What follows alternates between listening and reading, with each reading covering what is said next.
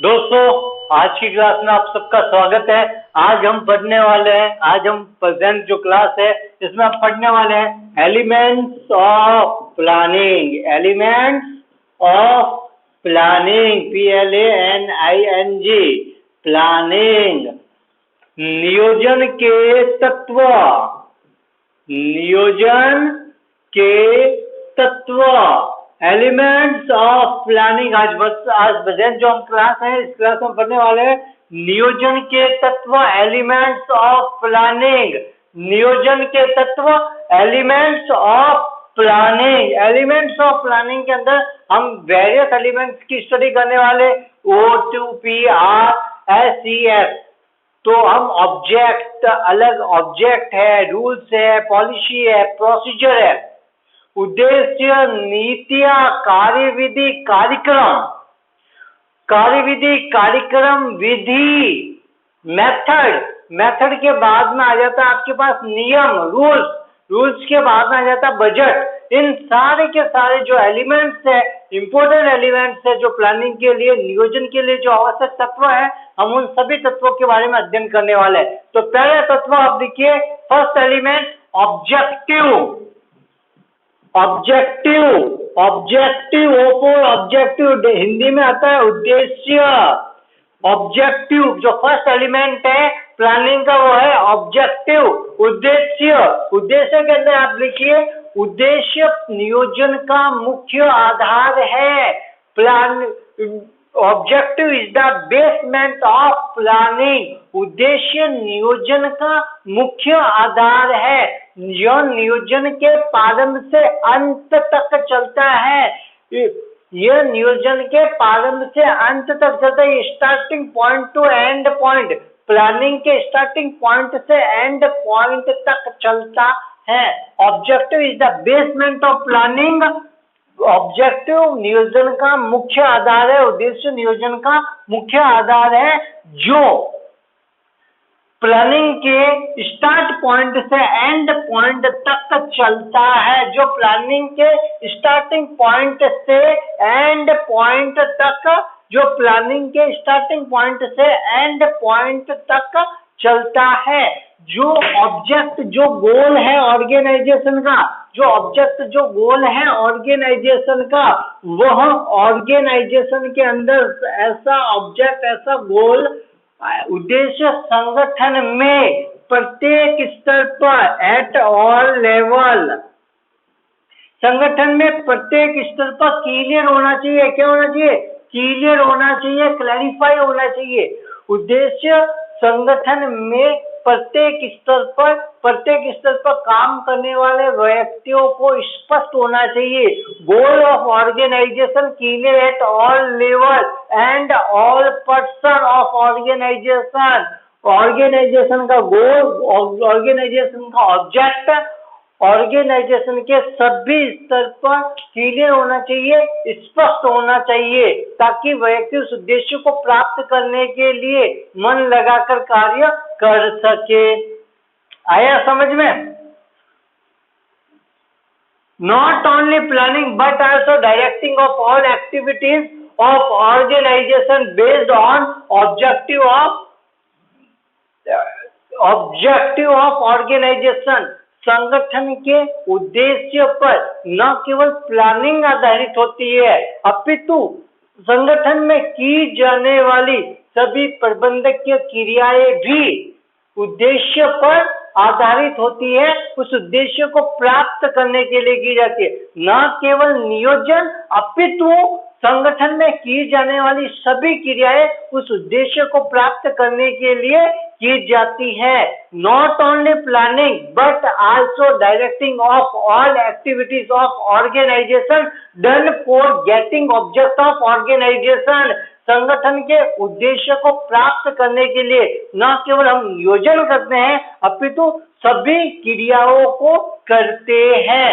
उसके बाद में मैं जो सबसे अच्छी बात बता रहा हूं वो लिख देना।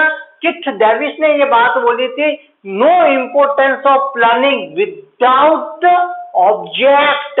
नियोजन का कोई महत्व नहीं है उद्देश्य के बिना। उद्देश्य के बिना नियोजन का कोई महत्व नहीं है। चिप डेविस ने एक बात बोली थी, उद्देश्य के बिना नियोजन का कोई महत्व नहीं है। No importance of planning without object, no importance of planning without object. एक अच्छा प्रबंधक, एक अच्छा प्रबंधक, एक अच्छा प्रबंधक, एक अच्छा प्रबंधक सुदृढ़ नियोजन के लिए, एक अच्छा प्रबंधक सुदृढ़ नियोजन के लिए संगठन में विभागीय सामाजिक, कौन से विभागीय सामाजिक और अल्पकालीन दीर्घकालीन उद्देश्यों को निर्धारित करता है। A good manager determined social, long-term, departmental and short-term object for sound planning. A good manager determines social, departmental, long-term and short-term object for effective planning. एक अच्छा प्रबंधक सुदृढ़ नियोजन के लिए, एक अच्छा प्रबंधक प्रभावी नियोजन के लिए, सुदृढ़ नियोजन के लिए विभागीय सामाजिक अल्पकालीन दीर्घकालीन उद्देश्य को निर्धारित करता है। ये था आपके पास first point, first element of planning. तो पहला एलिमेंट ऑफ प्लानिंग आपको समझ में आ गया होगा, जो संगठन के जो उद्देश्य होता है, जो गोल होता है, वो ऑल लेवल पर ऑल पर्सन को क्लियर होना चाहिए, फर्स्ट पॉइंट। सेकेंड पॉइंट ये होता है, object is the basement of planning, उद्देश्य नियोजन का मुख्य आधार है। उसके बाद में आता है, उद्देश्य के लिए न केवल नियोजन अपितु संगठन में की जाने वाली सभी क्रियाएं, संगठन में की जाने वाली सभी क्रियाएं उद्देश्य के ऊपर आधारित तो होती है। Not only planning but also directing of all activities of organisation based on object या गोल ऑफ ऑर्गेनाइजेशन। सारी की सारी जो क्रियाएं हैं वो संगठन के उद्देश्य पर आधारित होती है, उसे प्राप्त करने के लिए की जाती है। Not only planning but also directing and all activities of organization done for getting object of organization। न केवल नियोजन अपितु संगठन में की जाने वाली सभी क्रियाएं संगठन के उद्देश्य को प्राप्त करने के लिए की जाती है। No importance of planning without goal, नियोजन के बिना, उद्देश्य के बिना नियोजन का कोई महत्व नहीं है। एक अच्छा प्रबंधक, एक प्रभावी नियोजन के, अच्छा प्रबंधक प्रभावी नियोजन के लिए सामाजिक आर्थिक अल्पकालीन दीर्घकालीन उद्देश्यों को निर्धारित करता है। Good manager determined object social, departmental, long term and short term object of organisation. आया समझ में? इतना समझ में आ गया तो अब हम अगला जो पढ़ने वाले हैं उससे कहते हैं पॉलिसी, नीति। अब हम पढ़ रहे हैं पॉलिसी। अगला जो एलिमेंट है प्लानिंग का उसे कहते हैं पॉलिसी या नीतियां। उसे क्या बोलते हैं? पॉलिसी या नीतियां। हिंदी में बोलते हैं नीतियां, इंग्लिश में बोलते हैं पॉलिसी। तो अगली जो है पॉलिसी है। पॉलिसी क्या होता है? पॉलिसी एक जनरल स्टेटमेंट है। It is a general statement. नीतियां एक सामान्य विवरण है जो प्रबंधक को सोचने, समझने और निर्णय लेने में मदद करती है या मार्गदर्शन करती है। पॉलिसी क्या है? Policy is a general statement which helps manager to take decision, which helps manager to understand and take decision। नीतियां एक सामान्य विवरण है जो प्रबंधक को सोचने में, समझने में, it helps manager in understanding and take decision। सोचने, समझने और निर्णय लेने में मदद करती है। नीतियां वे सामान्य विवरण है जो प्रबंधक को सोचने, समझने और निर्णय लेने में मदद करती है। It is a general statement which helps manager to take to understand and take decision, नीतियां वे सामान्य विवरण है जो प्रबंधक को सोचने, समझने और निर्णय लेने में मदद करती है। Policy is a general statement which helps to understand and take decision. नीतियां वे सामान्य विवरण है जो प्रबंधकों को सोचने, समझने और निर्णय लेने में मदद करती है। अब मैंने आपको बताया नीतियां वे सीमाएं हैं जिनके भीतर रहकर प्रबंधक को निर्णय करना होता है। नीतियां वे सीमाएं हैं जिनके भीतर रहकर प्रबंधक को निर्णय लेना होता है। पॉलिसी क्या होती है? वे ऑल लिमिटेशंस जिनके अंडर में रहकर मैनेजर को निर्णय लेना होता है। Policy is the limitation under which, policy क्या है? एक ऐसी लिमिटेशन है जिसके अंडर में मैनेजर को डिसीजन लेना होता है। ये डिसीजन लेने में मैनेजर की हेल्प करती है, डायरेक्ट करती है, मैनेजर को मार्ग बताती है, पाथ बताती है। तो नीतियां क्या है? सबसे पहला था policy is a general statement which helps manager to take decision, जो प्रबंधक को मदद करती है निर्णय लेने में। सेकंड बात होता है नीतियां या पॉलिसी वे लिमिटेशंस है, वे सीमाएं हैं जिनके भीतर रहकर, जिनके अंडर में रहकर मैनेजर को डिसीजन लेना होता है, जो प्रबंधक को निर्णय लेना होता है। वे सीमाएं जिनके भीतर रहकर प्रबंधक को निर्णय लेना होता है उसे नीतियां कहते हैं। ये डायग्राम बना दो, इससे याद हो जाएगा। पॉलिसी ऑल लिमिटेशंस हैं जिनके अंडर में रहकर मैनेजर को डिसीजन लेना होता है। ये क्या लिमिटेशंस है?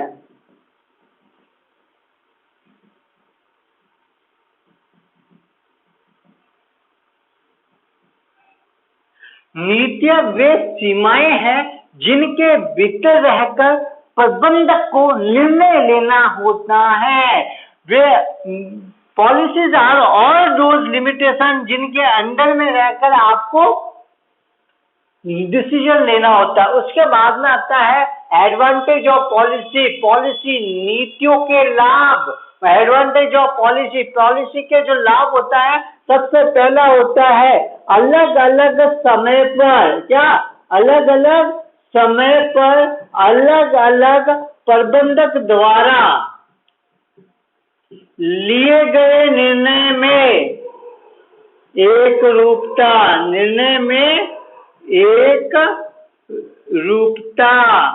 अलग अलग समय पर अलग अलग प्रबंधक द्वारा लिए जाने वाले निर्णय में एक रूपता, अलग अलग प्रबंधक द्वारा अलग अलग समय में लिए जाने वाले निर्णय में एक रूपता, consistency in decision taking on different time and different manager, on different time by different manager in organization। अलग अलग समय पर डिफरेंट टाइम पर डिफरेंट मैनेजर जो डिसीजन लेते हैं उन डिसीजन में कंसिस्टेंसी होती है, एक रूपता होती है। डिफरेंट टाइम पर डिफरेंट मैनेजर जो डिसीजन लेते हैं उनमें कंसिस्टेंसी होती है, एक रूपता पाई जाती है। ये किसके थ्रू पॉसिबल होता है? ये डिसीजन मेकिंग पॉलिसीज के थ्रू पॉसिबल हो जाता है। सेकंड होता है फास्ट डिसीजन टेकिंग, शीघ्र निर्णय लेना संभव हो पाता है। बिकॉज नीतियों के अंदर हम नीतियां किसे कहते हैं? पॉलिसी किसे कहते हैं? वे सीमाएं जिनके भीतर निर्णय लेना होता है। पहले से हमें हमारी लिमिटेशंस पता होती है जिनके अंदर में हमें डिसीजन लेना होता है, तो हमें हमारा जो डिसीजन होगा वो हम फटाफट ले पाएंगे, जल्दी से जल्दी ले पाएंगे। Fast decision taking possible by policy. तो शीघ्र निर्णय लेना एडवांटेज हो गया, लाभ हो गया, नीतियों से लाभ। फिर आता है प्रभावी समन्वय स्थापित करना, एस्टेब्लिशिंग इफेक्टिव कोऑर्डिनेशन। जब पॉलिसी सुदृढ़ होगी तो हमारा इफेक्टिव कोऑर्डिनेशन ऑटोमेटिक एस्टेब्लिश हो जाएगा। उसके बाद में आता है अधिकारों के दुरुपयोग से रोकती है, पावर, ऑथोरिटी अथॉरिटी के दुरुपयोग से रोकती है, पावर के दुरुपयोग से रोकती है, हम पावर का मिसयूज करने से रोकती है। It restrict us to misuse of power, it restrict us to misuse of power, power के अथॉरिटी के मिसयूज को करने से हमें इफेक्टिव पॉलिसी रोकती है। कैसे रोकेगी? हमारे काम करने की लिमिटेशंस पहले से तय कर ली जाती है, हम उस सीमा को पार नहीं कर सकते। नीति का एक सिंपल सा मीनिंग अगर आप मन में याद रखना चाहते हैं तो सिंपल सा याद रखो, लक्ष्मण रेखा। लक्ष्मण जी ने एक रेखा खींची थी, सीता मैया को कहा था कि इसे पार मत करना।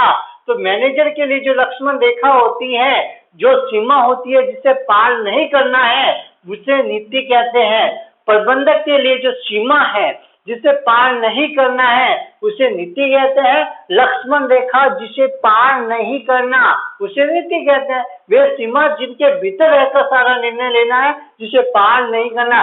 लक्ष्मण जी ने रेखा खींची थी जिसके भीतर रह के ही सीता मैया को सब काम करना था, उसे पार करने पर उसके साथ क्या होगा? बुरा होगा।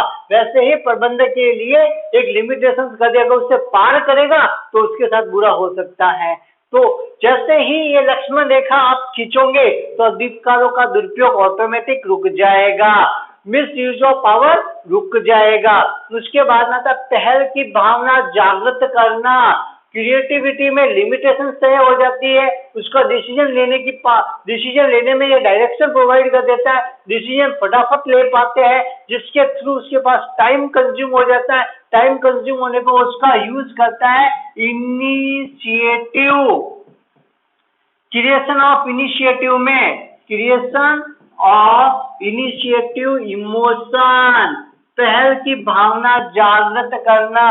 पहल की भावना, कर्मचारियों से विभिन्न प्रकार के सुझाव लेना, कर्मचारियों के साथ बैठना, कर्मचारी से सुझाव लेना, कर्मचारी को कहाँ पे समस्या आ रही है उसको जानना से दूर करने में अपना समय ज्यादा से ज्यादा मैनेजर व्यक्त करने लगता है, जिससे क्या होता है? क्रिएशन ऑफ इनिशिएटिव इमोशन, पहल भावना जागृत होती है।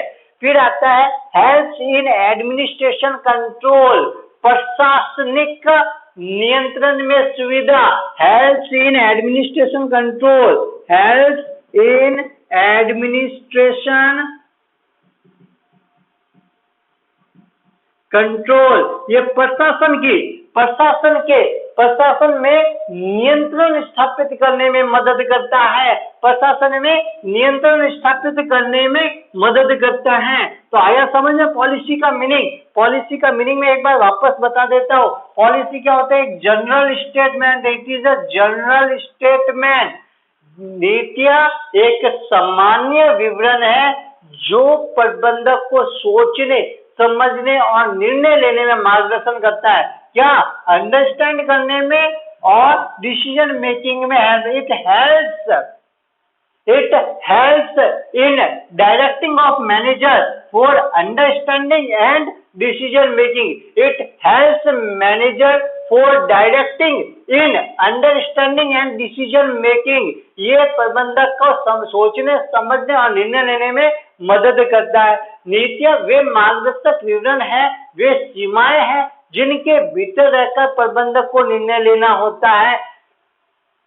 Policies are all those limitation जिनके अंडर में रहकर मैनेजर डिसीजन लेता है, उसे पॉलिसी बोलते हैं। ये इसका डायग्राम होता है। एडवांटेज, डिपेंड टाइम पर डिपेंड मैनेजर जो भी डिसीजन लेंगे उनमें कंसिस्टेंसी होती है। फास्ट और हैस्ट डिसीजन हमारे सामने आते हैं। फास्ट डिसीजन होता है, डिसीजन कैसा होता है? फास्ट होता है। इफेक्टिव कोऑर्डिनेशन ऐसा चीज होता है। Miss use of power restrict होती है, प्रोहिबिट हो जाती है, वो रुक जाती है। फिर creation of initiative emotion create होते हैं। Help in administration control, effective प्रभावी नियंत्रण, प्रशासन में प्रभावी नियंत्रण स्थापित करने में मदद करता है, प्रभावी नियंत्रण स्थापित करने में मदद करता है। अब इतना पॉलिसी के बारे में अगर आप जान चुके हो तो आपको मैं बता देता हूं टाइप्स ऑफ पॉलिसी। जो टाइप्स ऑफ पॉलिसी मैंने एक डायग्राम बनाया है, तो उस डायग्राम को ध्यान से देख लो। टाइप्स ऑफ पॉलिसी नीतियों के प्रकार। नीतियों को हम दो भागों में विभक्त करते हैं।